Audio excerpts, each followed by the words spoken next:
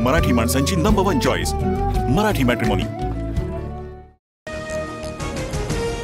ठाकरे बंधू उद्या विजय मेळाव्यानिमित्त एकाच मंचावर येणार। वरळी डोम परिसरात ठाकरे बंधूंसाठी बॅनरबाजी। बाळासाहेब दोन्ही बंधूंना आशीर्वाद देत असल्याचा फोटो। उद्याच्या ठाकरे बंधूंच्या विजयी मेळाव्याला काँग्रेस आणि शरद पवारांच्या राष्ट्रवादीचा पाठिंबा। हर्षवर्धन सपकाळ मंचावर उपस्थित राहणार, तर वैयक्तिक कामामुळे पवार उपस्थित राहणार नसल्याची माहिती।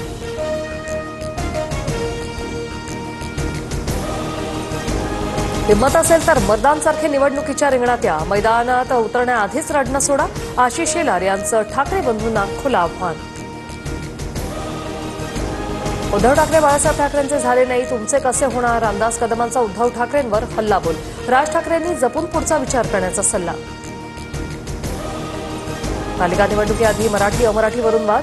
मराठीत बोलण्यास नकार दिल्याने मनसेकडून मीरा रोडमधील फेरीवाल्याला चोप। मनसेविरोधात व्यापाऱ्यांचा मोर्चा। व्यापारी संघटनेचा नाही, भाजपचाच मराठी माणसाविरोधात मोर्चा। मनसे नेते अविनाश जाधवांचा आरोप, तर मारहाण करणं भाजपला मान्य नाही, कारवाई व्हावी। मंत्री आशिष शेलार यांची भूमिका।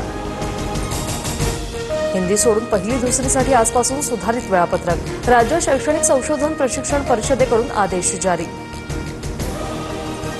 केंद्रीय गृहमंत्री अमित शहा आज पुणे दौऱ्यावर। थोरले बाजीराव पेशवे यांच्या अश्वारूढ पुतळ्याचं अनावरण। मुख्यमंत्री फडणवीसांसह दोन्ही उपमुख्यमंत्री उपस्थित राहणार। बाबा सिद्दीकींच्या नावावरील मोबाईलचे तपशील मिळवण्याचा प्रयत्न। वांद्रे पोलिसांकडून एका अज्ञात व्यक्तीविरोधात गुन्हा दाखल। दिशा सालियन मृत्यू प्रकरण घातपात नाही, मृत्यूआधी ती मद्यधुंद अवस्थेत होती। वैद्यकीय अहवालानुसार लैंगिक अत्याचाराच्या काही खुणाही नाही, एसआयटीच्या प्रतिज्ञापत्रात उल्लेख। दिशा सालियन मृत्यू प्रकरणाशी माझा संबंध नाही, आदित्य ठाकरे यांची प्रतिक्रिया। तर 16 तारखेच्या सुनावणीची वाट पाहू, आगे आगे देखो होता है क्या, नितेश राणेंचा इशारा। लक्ष्मण हाकेंकडून उपमुख्यमंत्री अजित पवारांना शिवीगाळ। महाज्योतीला निधी मिळत नसल्याचा आरोप। गिरगाव चौपाटीवरील आंदोलनानंतर हाके पोलिसांच्या ताब्यात।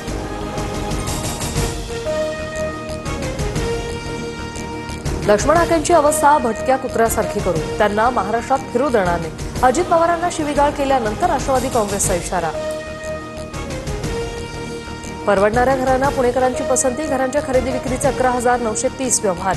50 लाखांपर्यंत किंमत असलेल्या घरांचं प्रमाण जवळपास निम्म। नागपुरात 3 प्रवासी क्षमता असलेल्या रिक्षातून 13 विद्यार्थ्यांचा प्रवास। नियमबाह्य वाहतूक करणाऱ्यांवर कारवाई करण्याची मागणी। राज्यात 24 तास वाळू वाहतुकीला मुभा। महसूल मंत्री चंद्रशेखर बावनकुळे यांची मोठी घोषणा। तर घरकुलांसाठी 5 ब्रास वाळू मोफत दिली जाणार। पावसाळ्यातही मेळघाटातल्या अनेक गावात पाण्यासाठी वणवण। पाण्याची टाकी अस्वच्छ असल्याने भल्या पहाटे सार्वजनिक विहिरीवरून पाणी भरण्याची महिलांवर वेळ। पुण्यातील कोंढवा तोंडावर स्प्रे मारून तरुणीवर अत्याचार। आरोपी अद्यापही मोकाट। पोलिसांच्या 10 पथकांकडून आरोपीचा शोध सुरू।